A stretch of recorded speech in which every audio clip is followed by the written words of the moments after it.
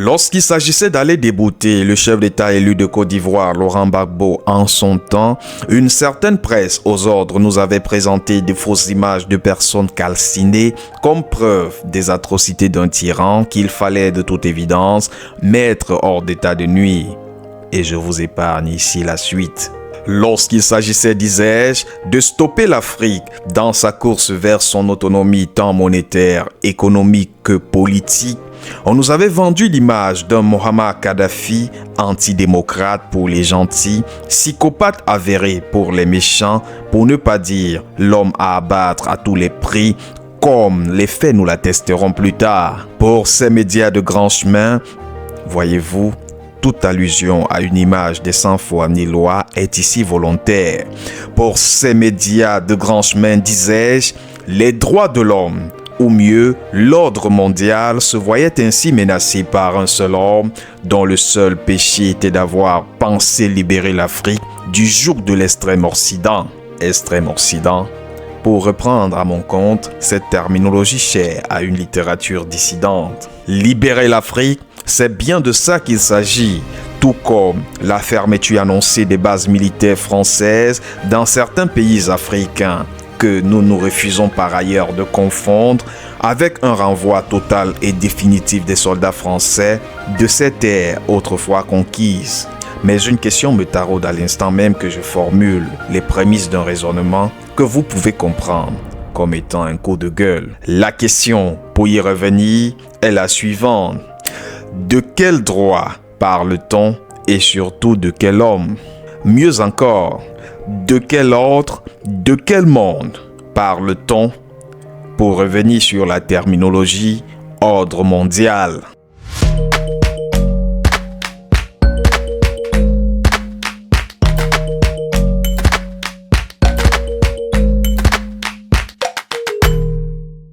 Avant toute tentative de démonstration ou considération hâtive, je voudrais bien partager avec vous cette petite histoire. C'est l'histoire d'un professeur de rang universitaire et sa petite fille de 3 ans qu'il aime très fort, mais dont il doit se séparer chaque jour au moins 7 heures de temps. La petite va à l'école maternelle et le professeur pédagogue enseigne à l'école normale. Ce qu'il faut dire, c'est que ce sont là 2 êtres vraiment inséparables avant et après leurs occupations quotidiennes. En effet, entre le père et sa fille se passent de véritables moments de partage jusqu'au jour où survient quelque chose d'assez étrange. Le père, comme à l'habitude, joue à l'élève assidu et la petite prof de lui dire de répéter après elle le pistache, indiquant tout naturellement une image qu'elle trouve dans son livre. Le père, un peu embarrassé, va plutôt corriger la petite en disant là à la place de le, avant de s'entendre dire que la maîtresse a dit qu'on ne dit pas là mais le pistache. Vous n'aimeriez surtout pas vous retrouver à la place de ce père pédagogue, pourtant impuissant dans son propre domaine de définition. Voyez-vous, c'est ce qui vous arrive chaque jour lorsque vous allumez votre téléviseur ou un poste récepteur. Vous savez pertinemment que tout ce qui est dit, tout ce qui est raconté comme étant réel ou vrai ne l'est pourtant pas. Pourtant, vous y êtes scotché. Quel paradoxe!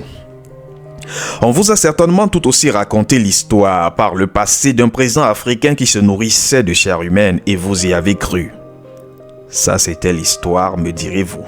Sauf que, il n'y a pas longtemps, les mêmes médias vous garantissaient santé et sûreté avec les vaccins Covid-19. Ces mêmes médias sont loin aujourd'hui de relayer les dégâts enregistrés de ces mêmes vaccins, ou mieux, les taux d'enregistrement de leurs propriétaires, les légendaires Big Pharma, derrière la grande manœuvre de désinformation. Aujourd'hui encore, disais-je, ce sont les mêmes médias qui récidivent en perdant complètement du crédit auprès de toutes les populations africaines. J'en veux pour preuve le traitement des faits d'actualité au Burkina Faso, au Mali et au Niger. Mais ce qu'il y a surtout d'horripilant ici, c'est que nous le savons tous, mais nous continuons à entretenir cette presse anti-Afrique au prix de notre liberté. Parlant justement de liberté, n'est-il pas temps pour chaque Africain de censurer ces grandes entreprises du mensonge en Afrique, sans exception? Parlant justement de liberté, chers Africains, il est temps de vous désabonner de ces médias mensonges que sont CNN, BBC, RFI, France 24 et tous leurs corollaires sur le continent. Soit dit en passant, toutes ces rédactions africaines qui peinent encore à se départir de l'agence française de presse. Je conviens avec vous qu'il sera désormais difficile de s'informer. Comment donc apprendre à s'informer désormais? Certainement pas en faisant des recherches sur Wikipédia ou toutes ces autres sources ouvertes où l'information est modifiable et manipulée à la solde de la bien-pensante. Et dire que cette même bien-pensante a compris le jeu d'Internet, financer ou sponsoriser des sites, ou alors payer toujours plus pour toujours garder la première place dans les résultats de recherche. L'époque Covid-19, pour y revenir, nous aura édifié en la matière. Elle semble aujourd'hui très lointaine, pourtant il y a encore 3 ans, un article scientifique d'un virologue réputé et connu pesait moins lourd que les opinions personnelles et commentaires d'un soi-disant expert. C'est aussi ça la télé. Et les réseaux sociaux alors? C'est le lieu ici d'estimer à sa juste valeur le travail de ces lanceurs d'alerte, ces journalistes citoyens qui, à travers leur compte X ou encore leur chaîne Telegram ou YouTube, traitent, trient et recoupent l'information des médias mainstream pour vous la servir. Bien évidemment, votre vigilance y sera toujours de mise, car, comme nous l'avons dit pour les médias mensonges, et nous ne le dirons jamais assez, tout flatteur vit aux dépens de celui qui l'écoute.